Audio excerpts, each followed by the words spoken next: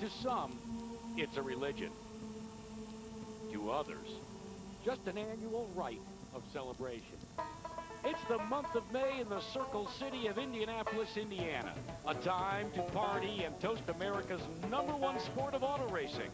It's 500 time, and the faithful put out their speedway best for the annual running of the greatest spectacle in racing, the Indianapolis 500. No strangers here, just fans of high speed and high drama.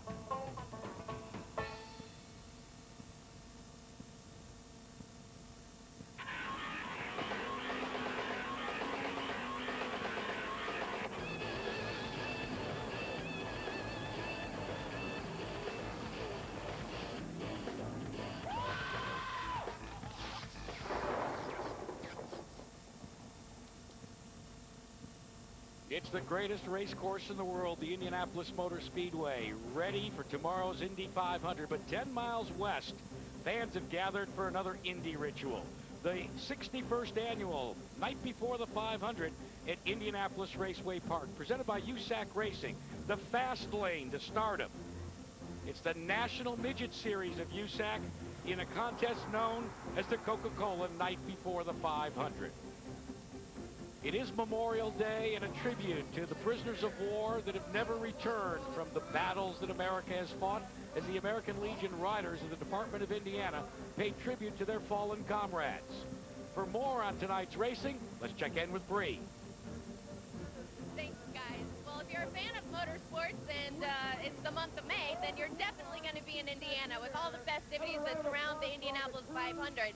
But tonight, the only place you want to be is Indianapolis Raceway Park, where the USAC National Midget Series is competing in the 61st annual night before the 500. We've got an amazing crowd, as you can see here tonight, with a lot of familiar faces from the racing community and also some special guests, men and women from our United States Armed Forces. I know all the drivers want to put on a great show, not only to continue the tradition of racing excellence in this state, but also as their special way of saying thank you to our troops on this great weekend. Hi, everybody. Along with my partner, Rob Klepper, I'm Jack Arute. And, Rob, I believe that Brianne hit the nail right on the head.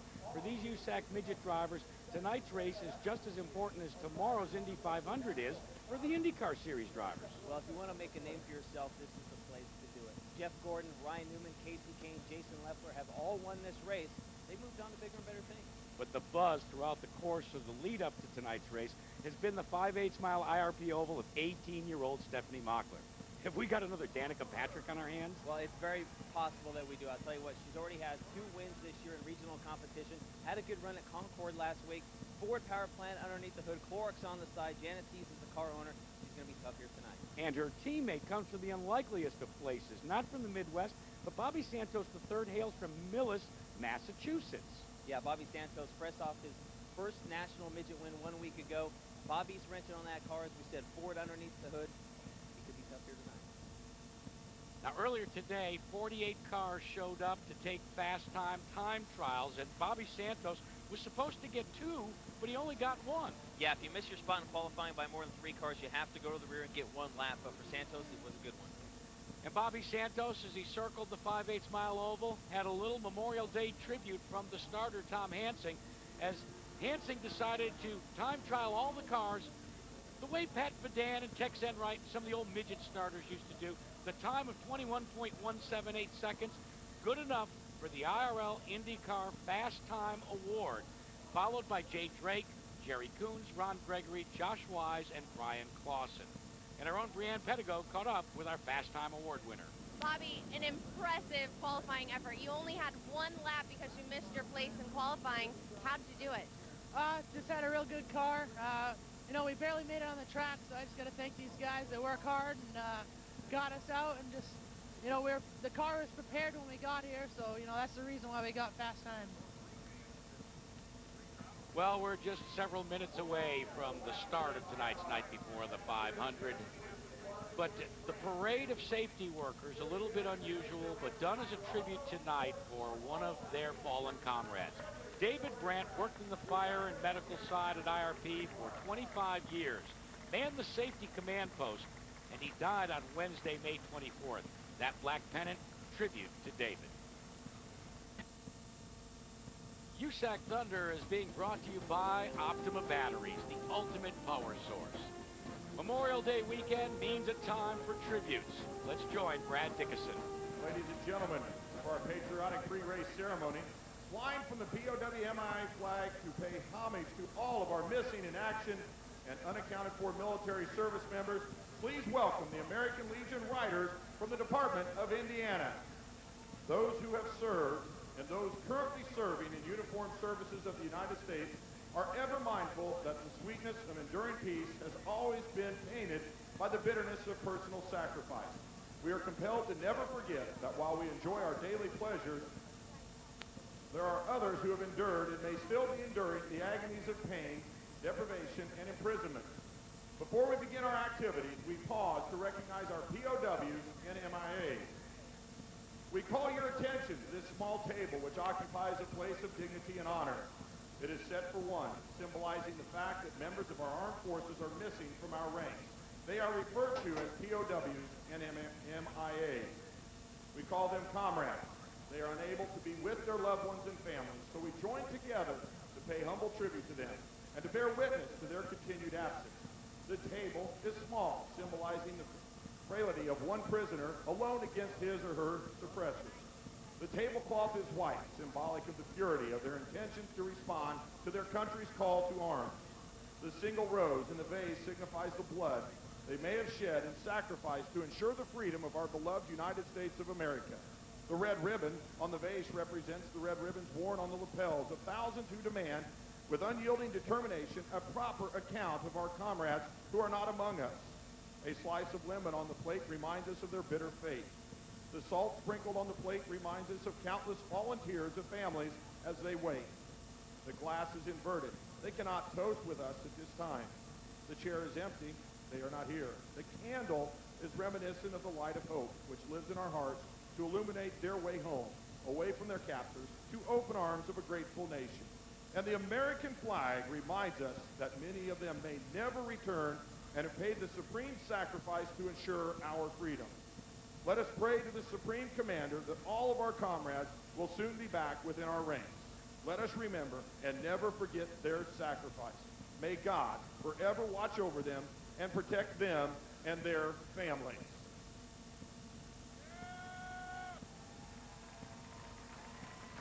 Thank you very much for being with us. What a great tribute to the prisoners of war and those still missing in action. Well, the Indiana sun is starting to dip on the horizon, and that can mean only one thing. We're about ready to go for 50 laps in the night before the 500. A field of 26 ready to take the green flag. Bobby Santos has his fast time inverted. He'll start on the outside of row 3. You see Dave Steele there outside row number 5 in the 10th spot. Not a good qualifying spot for a former winner. Dave Darlin in one of those Toyota power plants will start on the outside of row 7, and Stephanie Mockler inside. Ryan Kaplan from the West Coast starting outside row 10 in the 20th spot. Kevin Swindell, his first start inside row 12. And the two provisional starters, Teddy Beach and Darren Hagan, will bring the field down. Now, what about our Optima Batteries fast lines, Rob? Round number 3 here tonight so far. 2 different races with 2 different winners. Boy and a girl with Stephanie Mockler in the field against all the national boys. 140 miles an hour around the long Indianapolis Raceway Park. And a chance to go center stage with so many celebrities watching as we ride on board our Toyota onboard camera with number 93, Michael Lewis. Field looks good. Getting ready to answer Tom Hansing's flag out of turn number 4. It is Josh Wise on the outside. Boy, darting and diving like a swarm of bumblebees down into turn number 1. They stack them up 3, 4, 5 wide. Look at the blue car, number 4. That's Santos, currently in the 5th position, now making 4th spot. He is carving his way to the front. You can see on board with Michael Lewis as they race down in turn 3 and off turn number 4. He's on the outside group. Ron Gregory now in second, that yellow 22. Finished second here 1 year ago. Don't count out Bobby Santos. The Massachusetts Bay State driver is on a tear. Yeah, you'd think 50 laps here at IRP, these guys would want to save their tires. Heck, Jack, they're going to want to go to the front as fast as they can. It looks like they're trying to make this a 3-lap race with Santos there in that blue and 4 on the inside. Bobby Santos currently in second. The national midget champion, Josh Wise, is your leader, but not for long. Out of turn number 2, it is double blue, 20 on the outside, 4 on the inside. Santos carries it in way deep into turn number 3, and then just, trouble. First caution of the evening for Justin Overfelt and Brian Olson, and we will slow things down. So Bobby Santos streaks from 6th to 1st. Can he stay there? Stay tuned. Hi, I'm Sam Hornish Jr., driver of the number 6 Team Penske car in the IndyCar Series. You're watching USAC Thunder on the Outdoor Channel. In an effort to make Indianapolis Raceway Park even safer for its competitors, they have decided to install the Steel and Foam Energy Reduction Barrier System, also known as the Safer Barriers. The installation of safer barriers is a prime directive of NASCAR to ensure that all their tracks are safe, and we work with NASCAR in an effort to put the safer barrier in and allow for a safer environment for the drivers. Now, this was originally developed by the Midwest Roadside Safety Group at the University of Nebraska, spearheaded, though, by Indianapolis Motor Speedway President Tony George back in 2002. Today, it's seen at many racetracks throughout the country. I'll tell you what, with up to a 75% reduction in G-force, probably the most significant racing safety advancement since the seatbelt. I think the thing that you're going to see that's going to make the racing a little bit tighter, a little bit more aggressive with some of these drivers, because what we're doing is you basically have gone to this wall and you've taken 2.5 feet off the racing surface. So where they were able to let the cars drift out coming out of the corners, or maybe drift into the corner coming into it, now they're going to have to try to pinch it down and hold the car down a little bit tighter. And I think it's going to make for some interesting setups. Obviously, when you get to racing, we use pretty much the whole racetrack here, so 2.5 feet shorter is going to be a difference during the race. I don't know that it'll make a big difference during testing or qualifying, but probably race time it will. So in a nutshell, the safer barriers help keep the drivers, race cars, and car owners even safer. If you are a driver like Michael Lewis with our Toyota Onboard and a 900-pound high-horsepower race car, you ought to go thank Tony George, because he was the one that instituted the use of the safer barrier. All right, ready to go back to green. Josh Wise on the inside. Can he hold off Bobby Santos? Not for long. Bobby Santos, that forward power underneath the Mopar powered number 20 of Josh Wise, very easily takes the lead. Already Jack pulling away. You can see how busy you are on this 5/8 mile with these high horsepower rockets. Michael Lewis working the wheel down into the corner. Jay Drake told me once one of the hardest things to do is run a midget around Indianapolis Raceway Park, and you can see as these guys saw on the wheel, Ron Gregory there in the yellow 22, now to the inside of Josh Wise. Gregory likes this racetrack. Second place last year, first place 2 years ago. They call him Heat, and he certainly puts on a display of heat every time he comes to IRP. For that Urban Motorsports team with Ron Gregory behind the wheel, focusing on the pavement this year, he wants to try and win every pavement race there is, whether it be in the midget or the sprint car. And you can see that white number 11 car there running in the 5th spot. That's Jerry Coons Jr. with Billy Weiss in that Western Speed orange 80 car we saw momentarily trying to the inside. Now, Coons is an expert in this competition, both on the dirt and on the pavement. Next week on USAC Thunder, you'll see Coons at the Knoxville Midget Nationals as we ride on board. Number 91 is our former winner of the USAC Thunder show number 2 at Phoenix International Raceway. That's the man of steel, Dave Steele. And Michael Lewis is the driver that he's trying to overtake now in a battle for 6th position. Lewis, the defending champion of this race. Michael Lewis in with Wagner Racing this year again. Out of the Western Speed cars, he was a teammate to Billy Weiss there, but you're right. Dave Steele trying to work the inside there in that white number 91. Couldn't get that car to handle in hot laps. Didn't qualify all that great. He's got a long way to get to the front. Forgive Billy Weiss if he's a little bit uptight tonight. We said at the top of the show, it's a chance to spotlight. It's 140-mile-per-hour American Idol. Well, a lot of Team Penske's operation is in the stands watching this youngster as he drives the Western Speed Special, trying the inside of the black number 67 of Brian Clausen. This is a battle for position, and Dave Steele, current points leader, now makes an inside move on Michael Lewis. Will he become the meat of the sandwich? Oh, boy. I'll tell you what, they repaved this racetrack in the late 90s. Before you had to run right up on the fence. Right now you can see guys running down on that yellow lines. They're almost 3 wide. But Billy Weiss very fast. He was fast time at Concord last Sunday, finished 20th. So he wants to turn his season around here tonight. I'm amazed at how Weiss can just pull that car down on the inside, way deep into the corner, at speeds in excess of 130 miles an hour. But so far, with 10 laps in the record book, it's all been Bobby Santos. This man, Michael Lewis, co-rookie of the year back in '03, is holding off the challenge in the black number 67, Ryan Clausen, side by side. And look who's in the catbird seat. Now they stack them up too deep. Man, did Dave Steele take it into the corner. He just gets the door closed as they come across the stripe.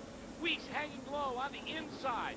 Where will Steele go? 3 wide. Well, I tell you what, Dave Steele doing a great job on the outside. Not a line that you see here at Raceway Park, but Dave Steele made it work as he goes around Clausen as well as Weiss. Now Weiss trying to fight back on the bottom. Dave Steele's Toyota power plant for the Steve Lewis operation is underachieved here at IRP until now.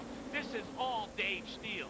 It's got nothing to do with the Toyota power plant. No, he wants to get to the front. He knows how to set these race cars up. Kelly Drake, the crew chief, these guys know how to get around Raceway Park. Dave Steele, a former winner of this race, wants to make number 2 here tonight.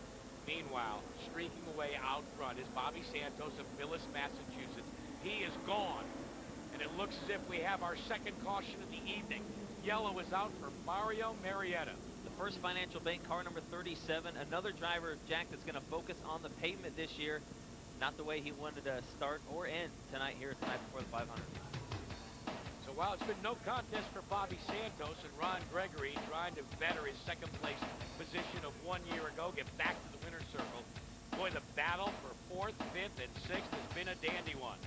Who will be able to successfully complete the slice and dice tonight for 50 laps? Will it be Santos or will it be someone else? We'll find out soon.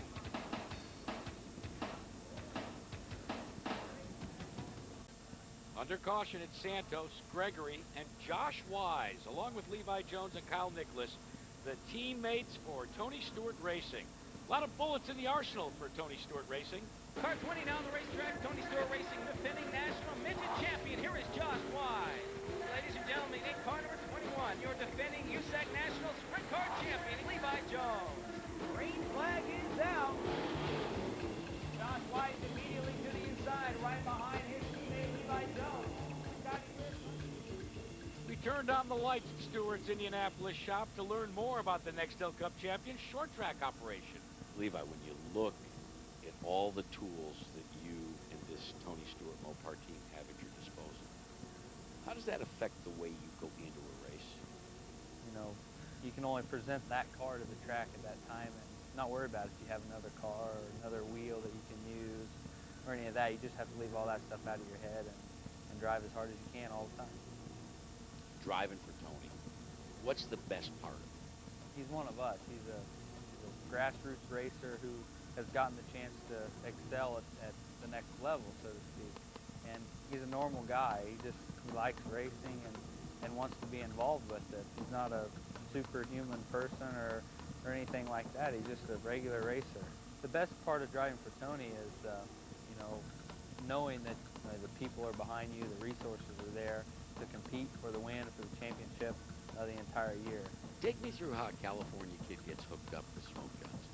Oh man, just kind of sitting on my couch one night watching TV with my family, and my cell phone rang, and I answered, and the guy said he was Tony Stewart, and for some reason I believed him. You know, you'd think it was one of your buddies messing with you or something, but it was Tony, and he asked me if I wanted to come back and run the National Midget Series for him, and it was a pretty easy answer to that question. An easy answer, but an awesome responsibility. Did you ever think about that? Oh yeah, definitely. When you dream of something, you know, that's all I thought about, you know. So I've probably thought about every situation I've ever been in 1,000 times, you know. I've thought about winning championships and losing races. When you want something like that, you know, you eat it and you sleep it, and that's basically all there is, and that's all there was for me. Oh yeah.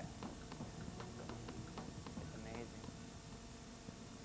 Great payback by Nextel Cup champion Tony Stewart to his original roots. As we get ready to go back to green yet again, it is Bobby Santos, followed by Ron Gregory, and Josh Wise has his hands full with Jerry Coons in the number 11 on the inside. Coons about to take over third spot. Nice move to the inside for Jerry Coons Jr. to take third from Josh Wise. Wise started on the front row. It looks like he's slowly falling back. The car could be going away. Already one win on the Memorial Day weekend for Wise. A last lap battle last night in the USAC Silver Crown Dirt Division. And he beat Levi Jones and Stephanie Mockler, the 18-year-old, starting to make her presence known. Mockler started 15th, now to the inside of Dave Steele. For Mockler, just to even run along to Dave Steele has got to be neat for her. Michael Lewis in the number 93, starting to build up some momentum. Dave Steele in the number 91, the Toyota-powered car, that white car, looks directly in front of him and sees Billy Wees on the inside as Wees now puts Josh Wise back yet another spot. We're seeing passing on the inside off turn 2, around the outside off turn 4 as Dave Steele to the inside of Josh Wise, and I think the handle on the 20 car is just going away. The Tony Stewart team has struggled here tonight, and caution again on the racetrack. Looks like the 77 of Travis Minet is out of the race. Fort Lauderdale, Florida native, obviously very disgusted. But it is an opportunity just to simply make this field tonight.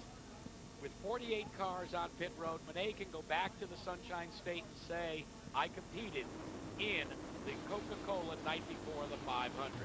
But for other drivers, there are far greater goals in mind. If you're Bobby Santos, you want win number 2 of your USAC career. And if you're Stephanie Mockler, you want to move up. They call it the Circle City, some 11 miles east of Indianapolis Raceway Park, lit up and ready for tomorrow's Indianapolis 500.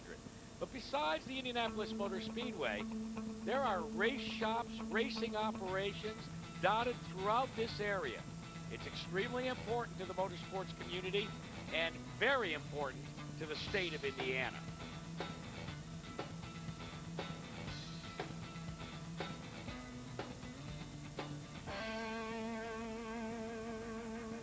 While North Carolina may be the home for stock cars, Indianapolis, Indiana is the home of Indy cars, funny cars, and all the support materials and personnel that go into making racing so very, very great.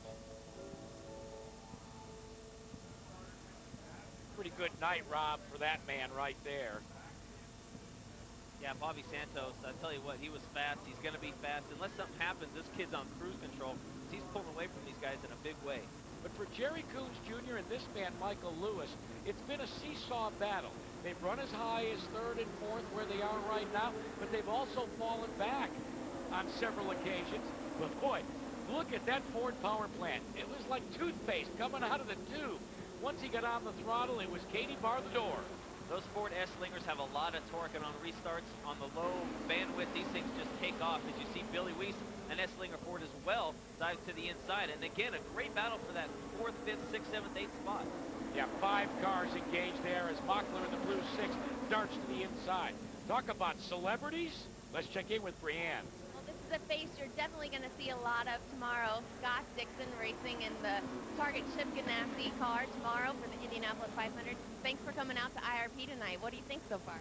It's always good to check it out. The smaller races actually going to go back home. I got a lot of Mitchell races down there. And it's a lot of fun. It's a lot of racing now. I never did when I was younger, but it's cool to watch, and it's actually my first time to IRP, so I'm looking for a good feature race.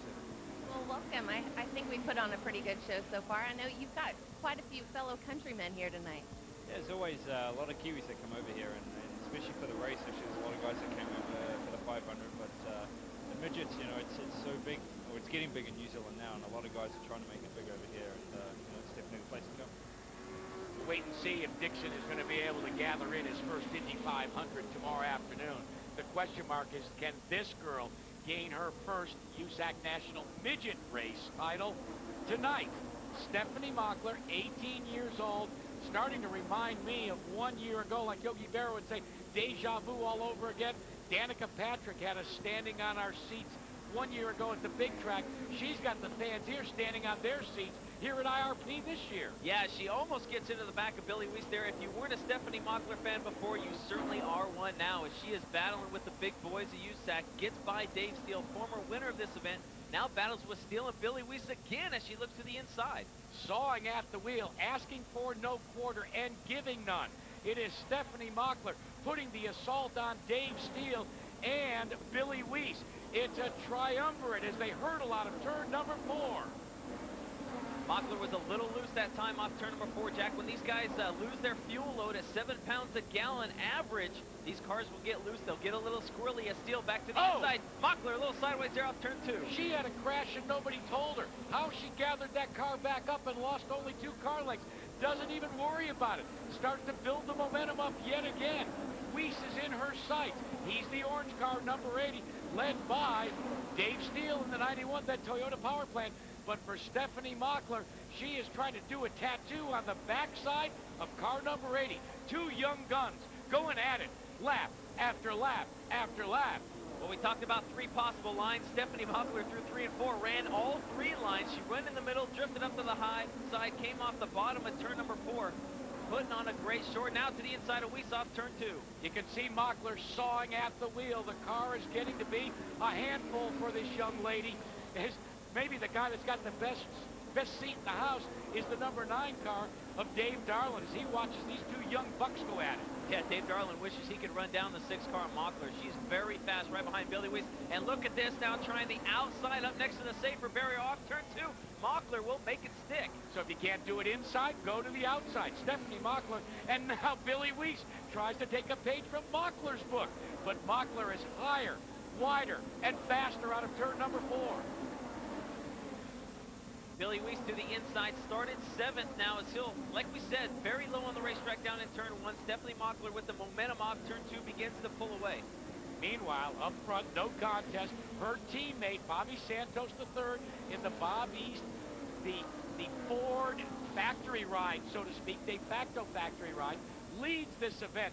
But the crowd is just being treated to this battle back in the 5th, 6th, and 7th position with Stephanie Mockler.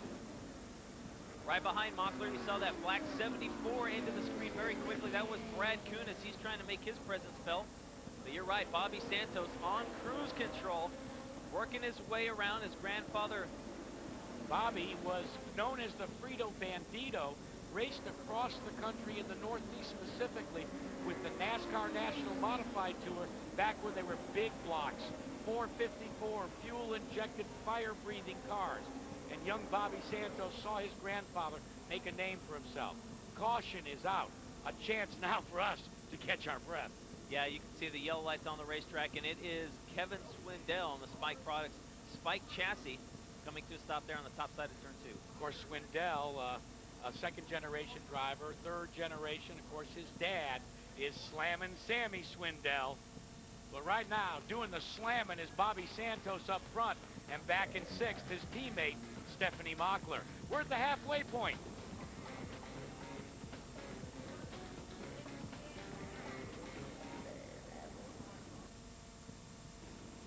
Back at IRP, Josh Wise, the Tony Stewart Racing Mopar entry in the pits. Crew going to work on the rear of that car, trying to pull a Michael Lewis, put a brand new right rear tire on that race car and see if he can work his way up. We talked about how Josh Wise wasn't running very well. Bobby Santos is running very well. Ron Gregory 2nd, Michael Lewis 3rd. Let's go to Bree. Bob Barth, you're working on Josh Weiss's car for Tony Stewart Motorsports. What happened? A little too free, so come in, try to get rid of a little stagger, put on a new right rear, see what happens. Last year it worked out pretty good doing it, so hopefully it'll be as good this year. I guess it worked out pretty good. All of a sudden, it was a quick pit stop by Michael Lewis to change the rear rubber, and he came home victorious. I don't know, though, if Lewis is going to be able to pull it off against Bobby Santos, but he certainly is applying the pressure to Ron Gregory right now, and here comes Jerry Coons. Yeah, the good thing for Bobby Santos is these guys run side by side, and he will continue on and pull away. Mockler still battling with Billy Weiss. Dave Steele, though, currently in that 5th spot. That's at white number 91, now right behind the battle for 3rd, as Jerry Coons Jr. tries the inside on Michael Lewis. You talk about Dave and Steele. I really believe that Dave Steele may be the Tony Stewart of the 2005-2006 campaign. He will drive anything. Struggled with his car last night at the Hoosier 100, but he's willing to drive anywhere, anytime, any place. Likewise, for that black car, Jerry Coons in that, you notice that red, white, and star-spangled background for car number 11? Does that remind you of the old Roger Ward days? Well, there's a reason. It's the same family. A new paint scheme for the Wilkie Pack number 11 with Jerry Coons Jr. there as he runs in the 4th spot. And look at that, Jack. Stephanie Mockler now on the back bumper of Dave Steele as they come off turn 4. Mockler Takes a peek to the inside, decides to fall back in line, though. Let's go to the pits with Brianne. Kevin, your number 25 just pulled in. Tell us what happened. We just lost the motor there, but had a pretty decent car. We're trying to work out these new chassis and just trying to get going, and just came up with some bad luck and threw the rods out of the motor there. So she blew up pretty good. At least it was exciting. Well, exciting maybe, but for young Kevin Swindell, the education process continues. The problem for Josh Wise continues to become exacerbated. He is dropping like leaves in the fall. Tony Stewart Racing is not going to score a victory tonight. Yeah, still looking for his first win. Changed the rear tires, came back out, trying to work his way back up to the front there, right behind that black 82 of David Goff. The number 20 of David Byrne right behind him. The 29 of Kyle Nicholas, his teammate, back there in the Tony Stewart Mopar as well. But here we go. Once again, it's the Mockler-Dave Steele show. And this is the battle for the 4th position. Actually, correct me, it's for 5th because that man is so far out in front, he's in another county. Bobby Santos Jr. took the lead on the 4th circuit and has never relinquished it. Yellow. Caution is on the racetrack. David Goff in the minus Amco number 82 from Machiesney Park, Illinois, comes to a stop. Obvious trouble underneath the hood. Let's take a look on this replay and see. It looks as if it's nothing more than an engine expiring. But with these engines costing upwards of $30,000 to $40,000, it's a costly night. Cole Carter in his family-owned number 7 is pulled out onto the pit road. Yeah, it looks like they're going to change the rear tires on that car as well. You see Ty Hyman, one of the crew guys on that car. Owen Snyder, technical director, standing there as well. Problem getting it back locked into gear so they can push him off. Now the youngster has got it underway, and he will go back to the racing action. For more on this, let's check in with his dad. Poncho, it looked like there was a little bit of contact, and Cole came in, but they let him go back out. Tell us what happened. Well, there's contact with him in the 77 car. I don't know why a guy drove in the side of him, but USAC did a smart thing, and they went to look at Cole's car. And, he kept going to make sure it was safe, so they looked at it, evaluated that there was nothing damaged, and white-walled the tires and stuff, so they gave him a spot back. So it's a good safety measure. So based upon that, he wasn't allowed, Cole Carter that is, to change those tires as much as he would like. One thing about Poncho, though, you can always get a great comment, maybe a backslap when he's interviewed by somebody in the media. Yeah, the king of the sound bites is what I like to call Poncho Carter. I tell you what, with his son Dane Carter running Midgets and Silver Crown for a lot of years, and now Cole Carter getting his turn. Carter, it's a big name in open wheel racing here in the state. We reset the field. It is Santos, Gregory, the 93 of Lewis, then Coons, and now Stephanie Mockler has found her way from 15th at the drop of the green flag to 5th. Mockler is on the move, trying to follow the footsteps of her teammate who leads this event. Darting and diving to the inside comes Michael Lewis, trying to defend his race title from 1 year ago. All of a sudden, Lewis has gotten a little racy. The car starts to get out from under him. He gathers it back in. Jerry Coons capitalizes, as does Mockler. Gregory started in 2nd, and all of a sudden, he is faded back to 5th. He got up in a little speedy, drying the top side of turn number 2. Now trouble on the front stretch. The 21 of Ryan Kaplan spins. Geldridge into the fence. Wagner barely got by the 21 of Kaplan, the West Coast driver making his debut here at IRP. Comes to a stop. That is how light these cars can get as we get to the end of a race. The fuel, as you said, Rob, is burned down, and now all of a sudden, these 900-pound rocket ships are even lighter. Watch carefully to the left of the screen, the 91 of Dave Steele sliding right out to the wall. That creates a chain reaction to the right of the screen. Yeah, the 21 of Kaplan looks like he got into, I believe, the 67 of Brian Clausen. Then he spins right in front of Wagner and Bradley Geldridge. Nice job by those drivers to get by. It can happen in a blink of an eye. You think you've got it all figured out, and then you find out that you're going home on the hook.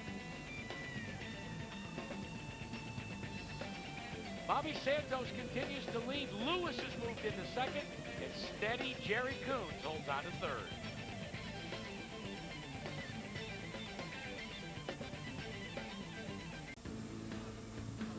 Back here at the Coca-Cola 61st Annual, night before the 500.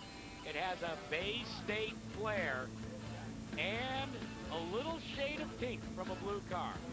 Bobby Santos leads his teammate Stephanie Mockler, as we said, just 18 years old.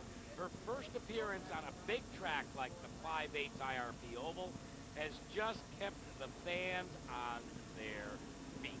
Well, she might be a rookie here at IRP, but driving like a veteran, that's for sure. Finds herself from 15th all the way to 5th. She's still got a lot of laps to go to try and catch her teammate for the win. Time is running out, but the green flag is out, and here we go again. High-speed craps. Who's going to roll 7? Who's going to roll 11?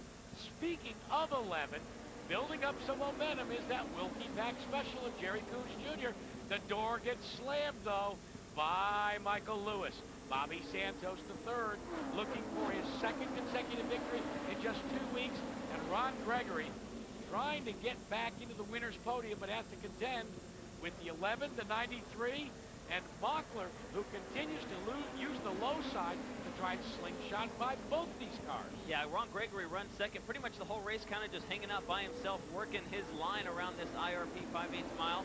But the race right now for third and fourth, you're right, Michael Lewis, Jerry Coons, and that young lady, Stephanie Mockler, as she's kind of pulled away there from the 80 of Billy Weiss. A few laps ago, we saw Weiss dive in there, get a little sideways. You could have got that right rear a little hot.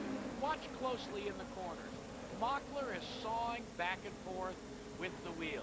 The car is light. You can see the front tires start to scrape and slip a little bit. This is a handful for this young lady, but she is doing very, very well. Winner in the Ford Focus division at age 16 of USAC competition on a regional level. Right now, she is battling with the big boys, and none are bigger than the two that are directly in front of her right now. Jerry Coons Jr. has won on the dirt in a midget already this year, won on the dirt in a wing sprint car, trying to win on the pavement here tonight. But Stephanie Mockler, as we said earlier, Jack, she tried the bottom, she'll try the top, she'll run the middle, whatever she has to do to make a pass. And she's hanging with these guys. But as she gets into that top 5, these guys have been running a little bit faster this whole race. Michael Lewis solidly in third position after doing the slice and dice early on. And remember, these cars do not have mirrors, so a lot of it is by feel. I guarantee you, Lewis knows, though, that Jerry Coons and Mockler are in hot pursuit. We're starting to see the line move up just a little bit. They're starting to run a little higher on the racetrack as that rubber gets laid down. Under 10 laps to go here at Raceway Park.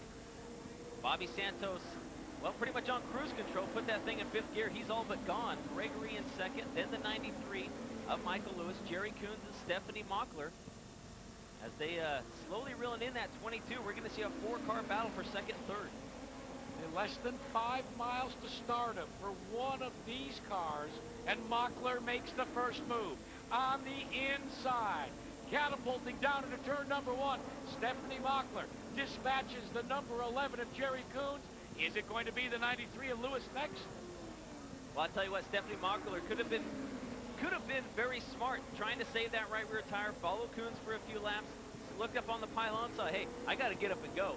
She drives by Jerry Coons Jr. She's going to try and do the same thing here on Michael Lewis, but Lewis has his hands full trying to pass the 22 of Ron Gregory. A sense of urgency for Lewis and Mockler, because it is Gregory in the yellow 22, and that, for all intents and purposes, is the spot that is in play, because Bobby Santos III is gone. Get out of here. Stephanie Mockler looks to the inside. Oh, they almost come together. Mockler holds on. Dive bombs down out of turn number 2. Down the back straightaway. The car gets a little sideways. 135 miles an hour. She rockets her way into the corner, coming inches closer and closer. Now tries to get by Michael Lewis. Oh, did they touch? Lewis does the swap over move. Tries to take the spot back. I tell you what, some great racing, side-by-side, swapping spots. Stephanie Mockler, Michael Lewis. Lewis, not a guy that likes to get past, as she will drive right to the inside of the Lucas Oil number 93, laps winding down here at IRP. The Clorox machine is bleaching the competition. They touch. Down into turn number 2. Mockler touches. Michael Lewis in the 93, but gets the position. She now moves to 3rd spot. Laps winding down. Bobby Santos all but gone. Ron Gregory now the next victim for Stephanie Mockler. We'll check out the replay, and yes, they do touch. I tell you what, Michael Luce probably not going to be too happy about that as he tries to now run back down on the 6 of Mockler. Meanwhile, the white flag is out for Millis, Massachusetts, third-generation superstar. And I say superstar because this victory for Bobby Santos III will get all the headlines and all the attention in the area papers leading into tomorrow's running of the Indianapolis 500. High, wide, and handsome, driving for Bobby East. He will win his second consecutive. And you look at this, his teammate gets sideways, lights up the tires. So it is Gregory in second, and as I was about to say, Bobby Santos wins, and his teammate Stephanie Mockler finishes in that third spot. Michael Lewis faded to fourth, Jerry Coons fifth, and Billy Wees in sixth spot. We'll talk with the winner next.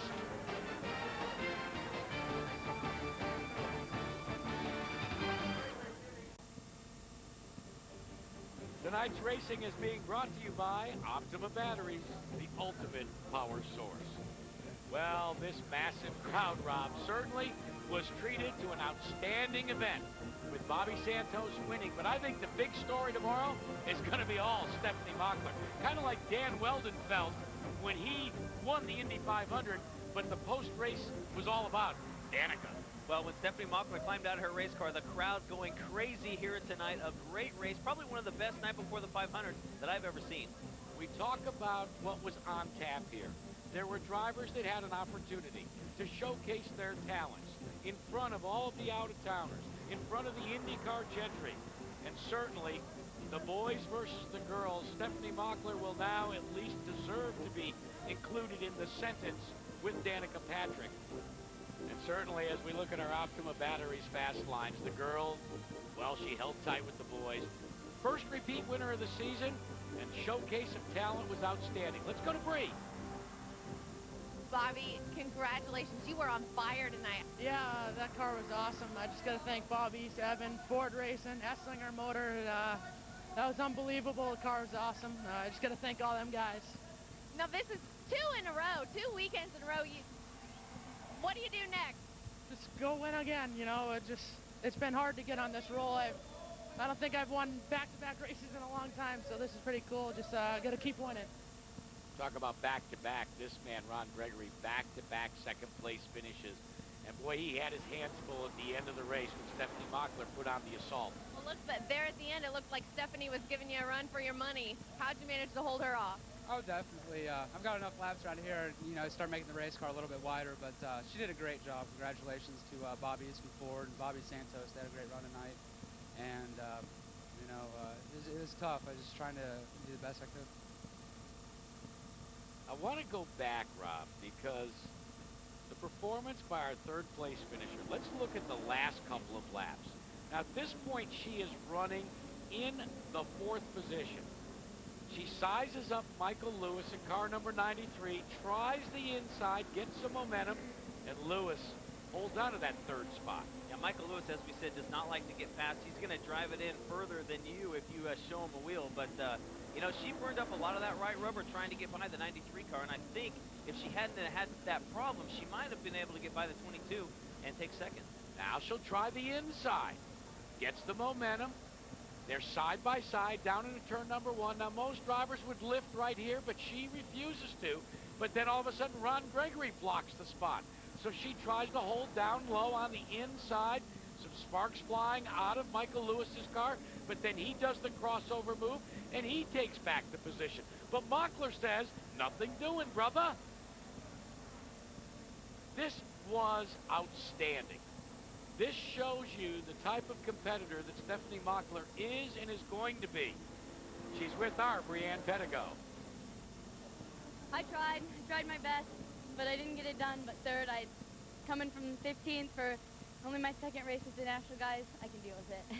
That was really impressive, and your teammate, an impressive finish as well. What was his secret to being out there alone for part of the time?